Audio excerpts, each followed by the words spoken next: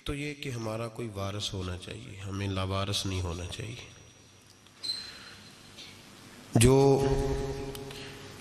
جس جانور کے گلے میں کسی کا پٹا نہیں ہوتا اسے جس وقت جس کا دل چاہتا ہے مار دیتا ہے،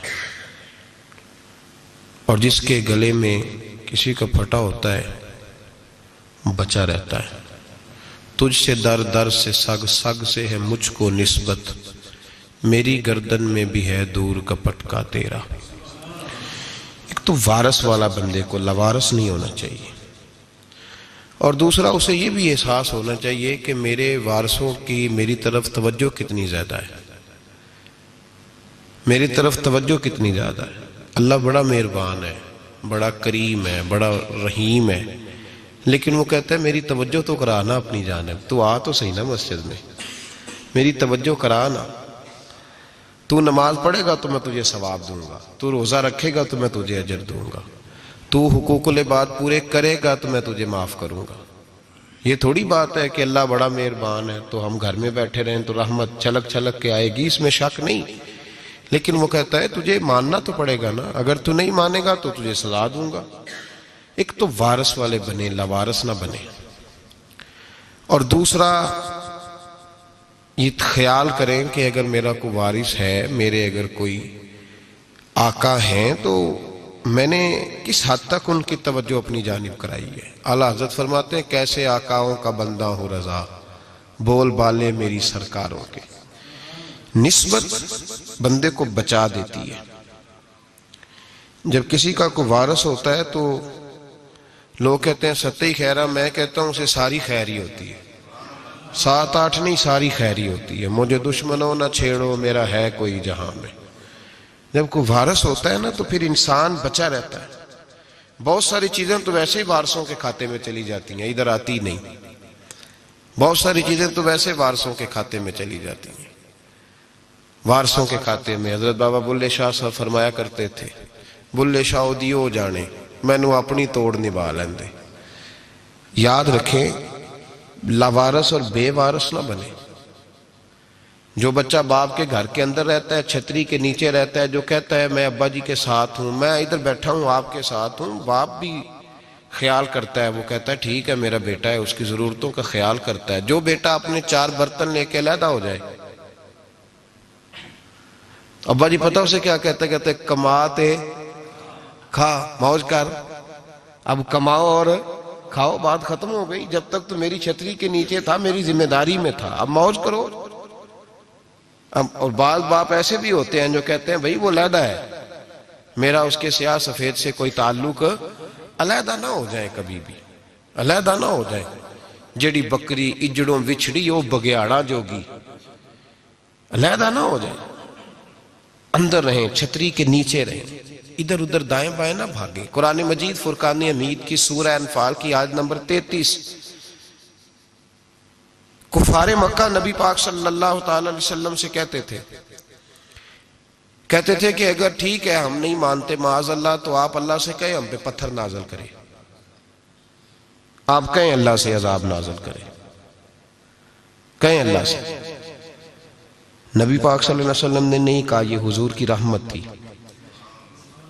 حضور نے کہا ہی نہیں کہ یا اللہ تو نازل فرما پتھر۔ کافر کہتے تھے کہیں اللہ سے پتھر نازل کرے، تو اللہ پاک نے سورہ انفال کی آیت نمبر 33 میں فرمایا محبوب وما کان اللہ لیعذبہم وانت فیہم، اللہ کا کام ہی نہیں انہیں عذاب دے، اللہ کا کام ہی نہیں۔ محبوب میری رحمت کو گوارا نہیں، کیسے عذاب دوں، وانت فیہم، تو جو ان کے درمیان موجود ہے۔ محبوب جب تک تو مکے میں موجود ہے، مدینے میں موجود ہے، میں انہیں عذاب نہیں دوں گا۔ یہ مانگیں گے بھی تو میں انہیں عذاب، اللہ تو کافر کو عذاب نہیں دیتا مصطفیٰ کی برکت سے، اللہ تو کافر کو۔ بلکہ ایک نکتہ ہمارے مفسرین نے بیان کیا ہے، نبی پاک صلی اللہ علیہ وسلم طائف تشریف لے گئے تو حضور سید عالم صلی اللہ علیہ وسلم نے ان کو تبلیغ کی، انہوں نے جواب میں پتھر مارے، حضور کو لہو لہان کر دیا، حضور واپس تشریف لائے۔ حضرت زید بن حارثہ رضی اللہ تعالیٰ عنہ ساتھ تھے، کہتے ہیں جب واپس آئے تو اللہ پاک نے حضرت جبریل امین کو بھیجا، کہا میرے محبوب سے جا کے پوچھو کہ حبیب اگر تو کہتا ہے نا تو میں ان کو دو پہاڑیوں کے بیچ رکھ کے مسل دیتا ہوں، دو پہاڑیوں کے درمیان رکھ کے پیس دیتا ہوں، تباہ کر دیتا ہوں ساری بستی طائف کی۔ اگر تو کہتا ہے مسل دیتا ہوں ساری بستی، تو اگر کہتا ہے تو۔ حضور نے فرمایا نہیں یا اللہ، چلو یہ نہیں مانتے، ان کی آنے والی نسلیں ہی مان جائیں گی، یہ نہیں۔ اب ہمارے مفسرین نے یہاں ایک جملہ لکھا ہے، ہمارے بزرگ فرماتے ہیں جو رب کافر کو عذاب نہیں دیتا بغیر محبوب کے مشورے کے، کافر کو عذاب نہیں دیتا محبوب کے مشورے کے بغیر، تو مسلمانوں کو کیسے عذاب دے گا؟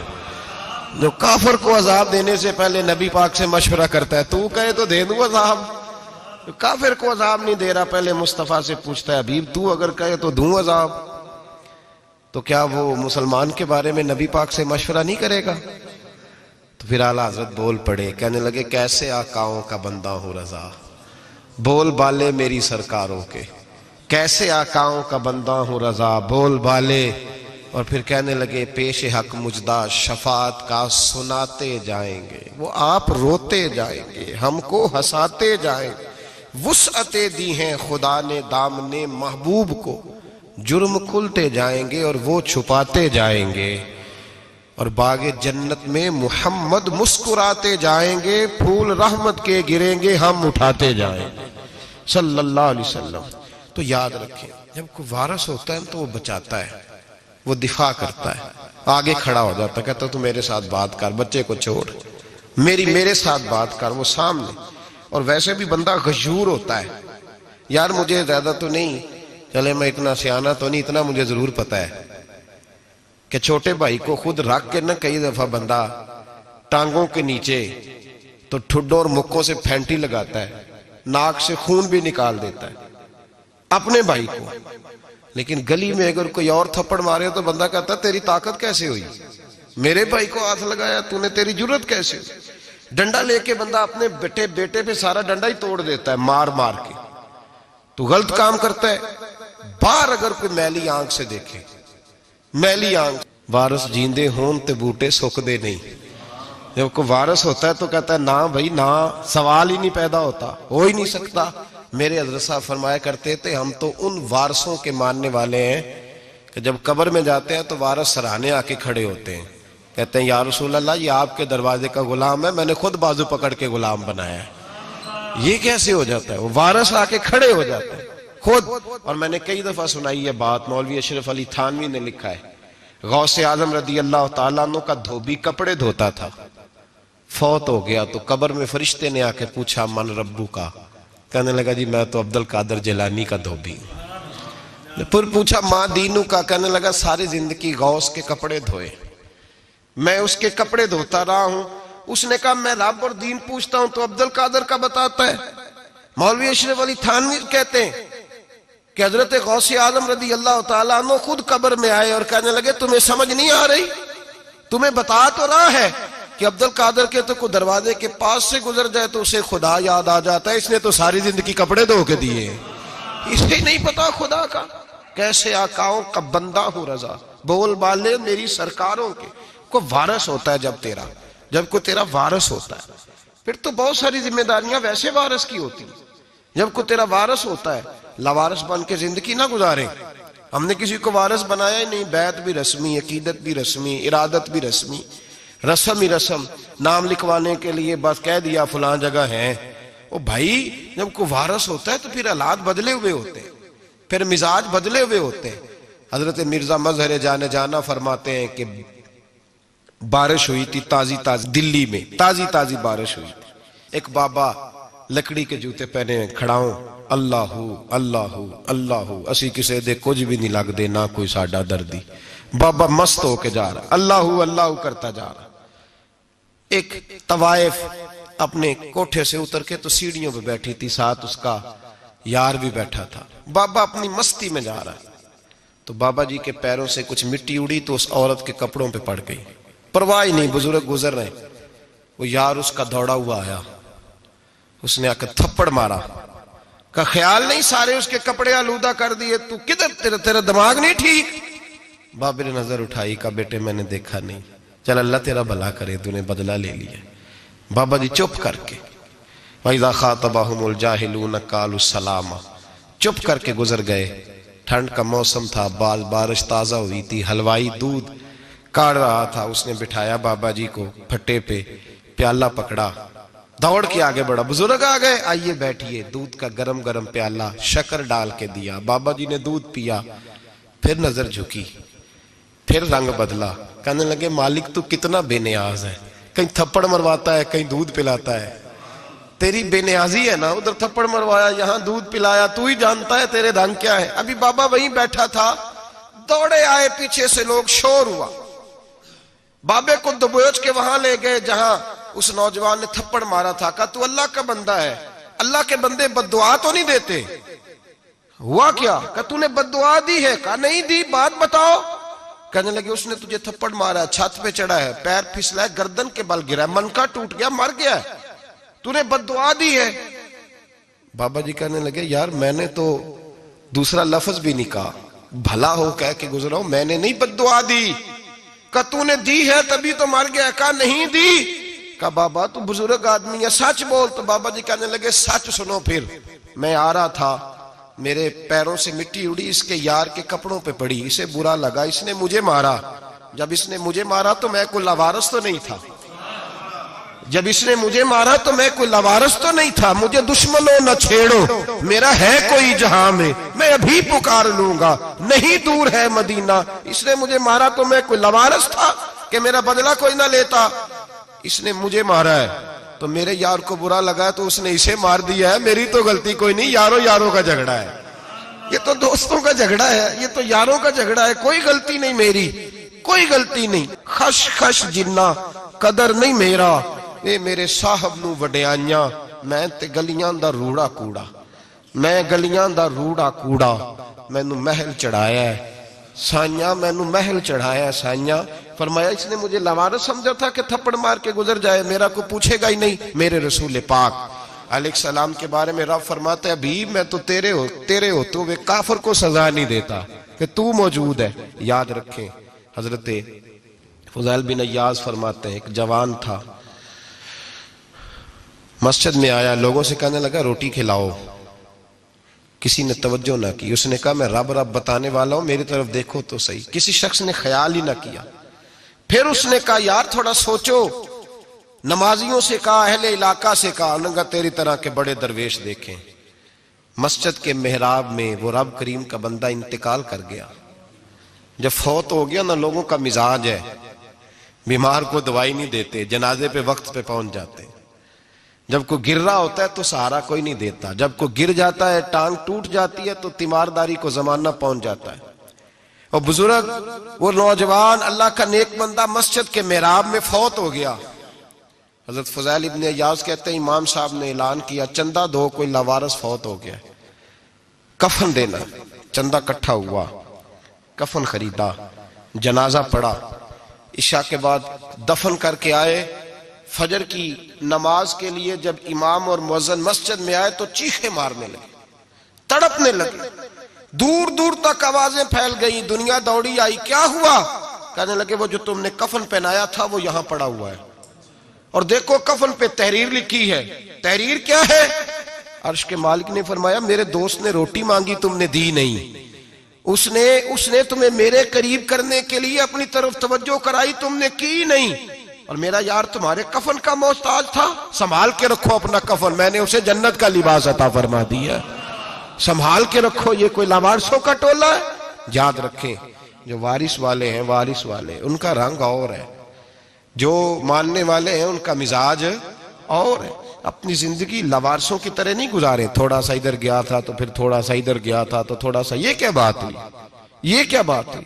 اپنے آپ کو، اپنی نسبت کو، اپنے عقیدے کو مضبوط رکھیں، 1 انچ کے لیے۔ اعلیٰ حضرت فاضل بریلوی رحمت اللہ علیہ کے مکان کی دیوار گر گئی، ایک کونا مکان کا، آپ جانتے ہیں پرانی دیواریں چھوٹی ہوتی تھی اور بارشوں میں اکثر گھروں کی دیواریں گری ہوئی ہوتی تھی، ایک سائیڈ کی دیوار گر گئی تو اس کونے میں ہندوؤں کا گھر تھا۔ اب مستری صاحب رات کو آئے، ان سے بات ہوئی تو کہنے لگے سویرے کام شروع کروں گا۔ کہا 1-2 صاحب نے کہ ہندوؤں کا گھر ساتھ ہے اور وہ دشمن بھی بڑے زیادہ ہیں، تو رات کو ہی ہو جائے، کہنے لگا جی نہیں میری مجبوری ہے، مزدور کہاں سے لاؤں گا، بڑے معاملات ہیں، سویرے شروع ہوگی۔ اب رات کو مولانا ظفر الدین بہاری علیہ رحمہ کہتے ہیں بچے مدرسے کے باقی سارے لوگ سب کو جمع کیا گیا، چونکہ اس طرف سے تھوڑا خطرہ تھا ہندوؤں کی جانب سے۔ کہا جناب یہ بڑے دشمن ہیں اسلام کے، تو اس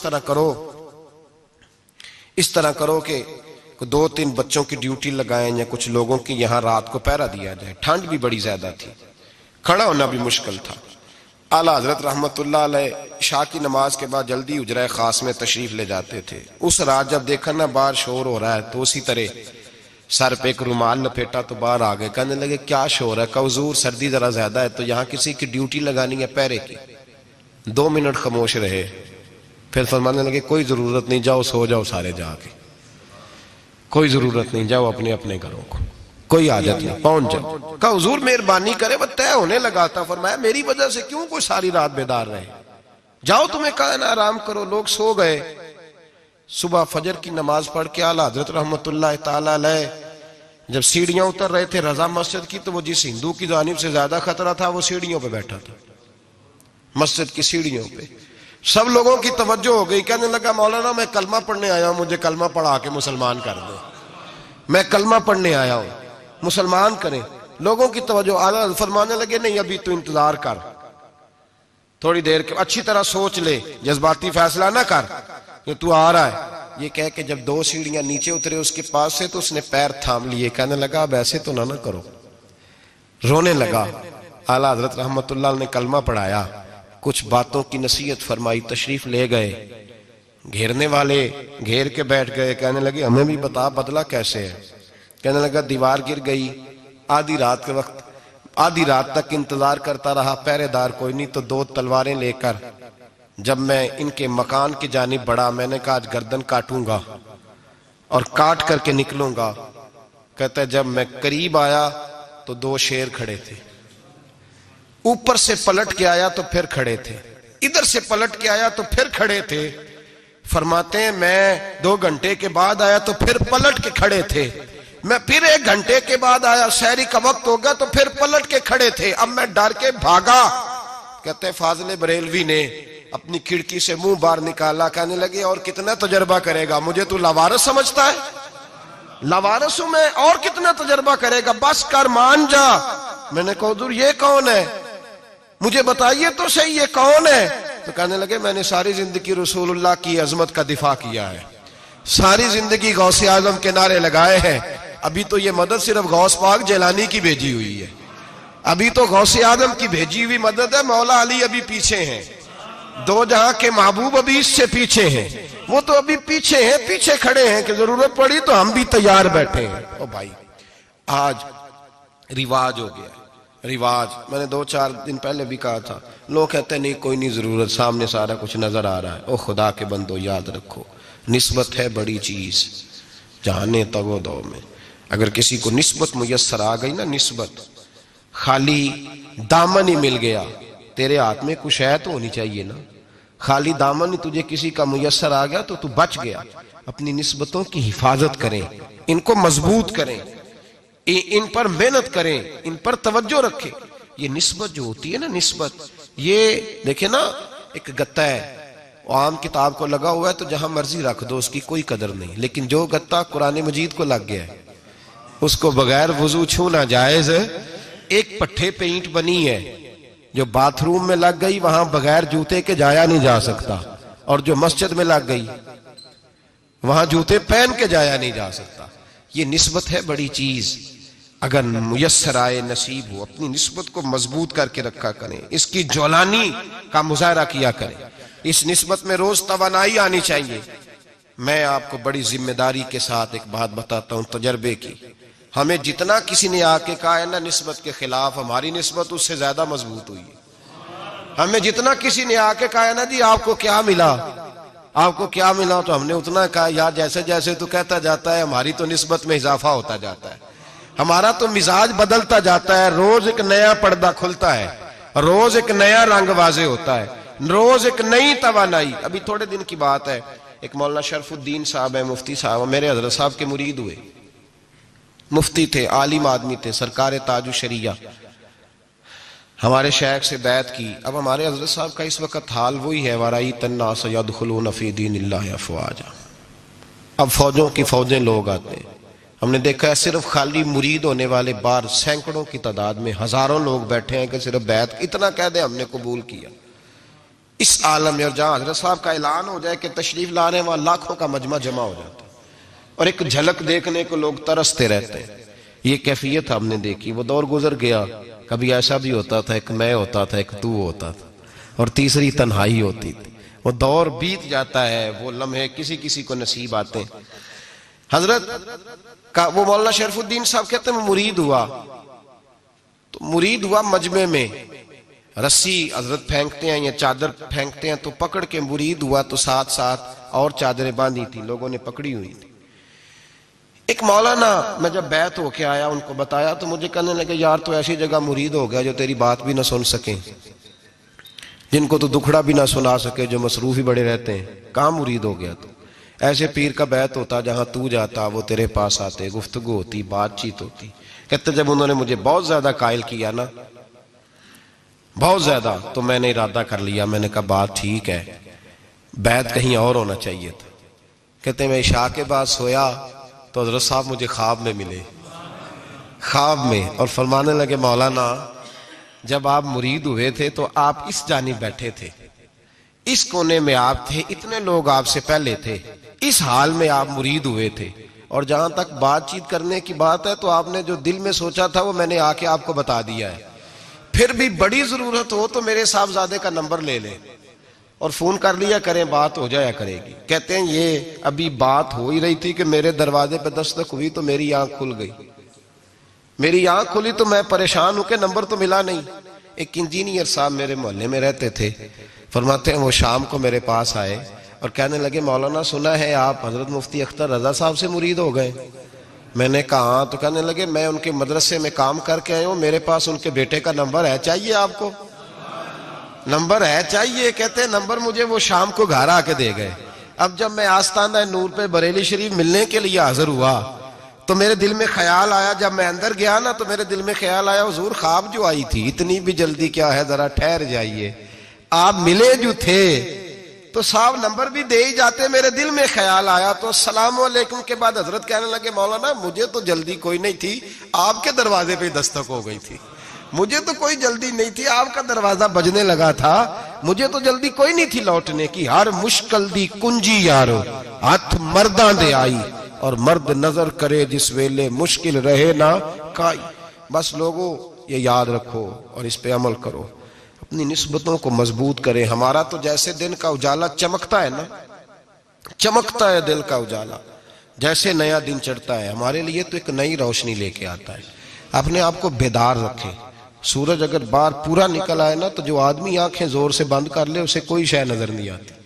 پورا سورج نکلا ہوا بھی ہو, سورج اسے نظر آئے گا جس کی اپنی آنکھیں بھی کھلی ہوں گی. تو آنکھیں نہیں کھول رہے, تو آنکھیں نہیں کھول رہے, آنکھیں یہ شکوہ آنکھیں نہ کھولنے کا ہے. آنکھیں نہیں کھول رہے تو سورج کیسے نظر آئے گا؟ بات ذرا سخت ہے پر چلو آپ میرے عزیز ہیں کر جاتا ہوں. ملا رومی رحمت اللہ تعالیٰ علیہ فرماتے مجھ سے ایک شخص نے کہا کہ نبی پاک صلی اللہ تعالیٰ علیہ وسلم اگر سراجم منیرہ ہے تو نظر کیوں نہیں آتے؟ تو میں نے کہا الو اگر آنکھیں بند کر لے تو اسے کوئی شے نظر نہیں آتی. آنکھیں بند کر لے تو اسے کوئی شے نظر, تو آنکھیں تو کھولنا, آنکھیں کھول. یہاں میں اپنے کمرے میں یوں پردہ آگے کر کے لائٹ بند کر کے باہر شور مچاؤں سورج کوئی نہیں سورج کوئی نہیں, تو مجھے کوئی بندہ کہے گا پاگل اس طرح کر, باہر نکل, ادھر آ تجھے دکھاؤں سورج ہے کہ نہیں, تیری تو اپنی آنکھیں بند ہے. اقبال کہتے ہیں دل بینا بھی کر خدا سے طلب, آنکھ کا نور دل کا نور نہیں, اندر کی آنکھیں کھول. اندر اتنا اندھیرا ہے تو باہر کیسے نظر آئے گا؟ تو لوگ آنکھ ہی نہیں کھولتے, دائیں بائیں دیکھتے رہتے ہیں. نسبت کو مضبوط کریں. رب تو فرماتا ہے حبیب تو موجود ہے تو میں کافر کو بھی عذاب نہیں دیتا. اب یہاں خالص نسبت کا بیان ہے, خالص. یہ نہیں فرمایا کہ حبیب ان کے عمل اچھے ہیں تو میں عذاب نہیں دیتا. یہ نہیں فرمایا کہ حبیب یہاں خانہ کعبہ ہے تو میں عذاب نہیں دیتا. نسبت کی بات فرمائی, نسبت کی. یہ نہیں فرمایا کہ حبیب یہاں روز طواف ہوتا ہے تو عذاب نہیں دیتا. یہاں تلاوت ہوتی ہے تو فرمایا حبیب تو ہے اس لیے میں انہیں عذاب. مدینے میں کبھی زلزلہ نہیں آیا, پتہ ہے آپ کو؟ اس لیے نہیں آیا کہ وہاں میرے مصطفیٰ کا گنبد خضرا ہے۔ کوئی فصل وہ بیجتے نہیں، کوئی فصل بوتے نہیں، وہ کوئی فصل بھی، لیکن دنیا کی ہر شے آپ کو مدینے میں ملتی ہے۔ جو سب سے اچھا پھل کھانا چاہے اسے مدینے میں جا کے ملتا ہے، اس لیے کہ وہاں گنبد خضرا کی ہریالی موجود ہے۔ دنیا کی ہر نعمت ملتی ہے اس لیے کہ گنبد خضرا جو موجود ہے۔ تو بھائی یہ نسبتوں کی بار ہے، نسبتوں کی۔ پرانی امتوں میں جب کوئی گناہ کرتا تھا تو دروازے پہ لکھا ہوتا تھا سویرے، میرے حبیب نے دعا فرمائی، مولا یہ میرے ہیں انہیں رسوا نہ کرنا، اے اللہ میرے ہیں انہیں رسوا نہ کرنا۔ تو میرے بھائی سن لو اور یاد رکھ لو، لاکھوں پاپ بھی لوگ کر کے آئیں، سویرے منہ دھو کے نکل آئیں تو عرش کا مالک رسوا نہیں کرتا، بلکہ کہتا ہے تو میرے دامن میں چھپ جا، اندر جا کے جہاں گناہ کیا ہے وہاں جا کے دل سے سچی توبہ کر لے، میں قیامت میں بھی کسی کو نہیں بتاؤں گا کہ تو نے گناہ کیا ہے۔ تو برکت کس کی ہے؟ رسول پاک کی۔ یہ برکت کس کی ہے؟ حبیب دو عالم کی صلی اللہ۔ غلامی کا رشتہ مضبوط کریں، غلامی کا وارث والے بنے، لوارث نہ بنے۔ لوارثوں جیسی زندگی نہ گزارے، جہاں مرضی چلے گئے، جہاں مرضی چھٹیاں کار ہے، جتنے مرضی ٹائم بتا ہے، جو مرضی طبیعت میں آیا کرتے پھرے، پتہ ہی کوئی نہیں، حال ہی کوئی نہیں، یہ کوئی کیفیت نہیں ہے کوئی بھی۔ مجھے ایک صاحب کہنے لگے کہ ایک پیر بھائی پوچھ رہا تھا حضرت صاحب کا حال کیا ہے، میں نے آج کے بعد اس نے تجھ سے پوچھا تو بالکل نہ بتانا۔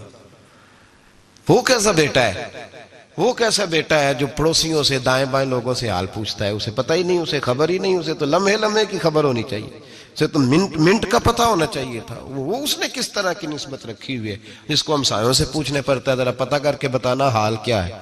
تو کدھر تھا بھائی، اتنی دیر ہو گئی، تو نے حال بھی کسی اور سے پتہ کرانا ہے۔ میں نے کہا اس کو کہنا آج کے بعد حال پوچھنا ہوا تو خط لکھے، میں بھی جواب لکھ دوں گا، بات ختم ہو گئی۔